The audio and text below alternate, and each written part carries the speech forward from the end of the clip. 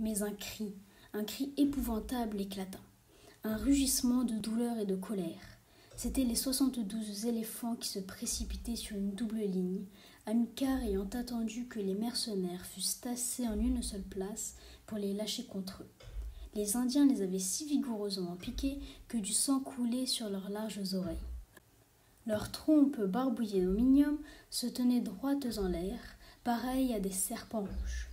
Leurs poitrines étaient garnies d'un épieu, leur dos d'une cuirasse, leurs défenses allongées par des lames de fer courbes comme des sabres. Et pour les rendre plus féroces, on les avait enivrés avec un mélange de poivre, de vin et d'encens. Ils secouaient leurs colliers de grelots, criaient, et les éléphantarques baissaient la tête sous le jet des phalariques qui commençaient à voler du haut des tours. Afin de mieux leur résister, les barbares se ruèrent en foule compacte, les éléphants se jetèrent au milieu, impétueusement. Les éperons de leurs poitrails, comme des proues de navires, fendaient les cohortes. Elles refluaient à gros bouillons.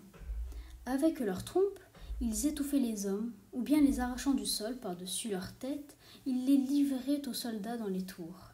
Avec leur défense, ils les éventraient, les lançaient en l'air, et de longues entrailles pendaient à leurs crocs d'ivoire comme des paquets de cordage à des mains.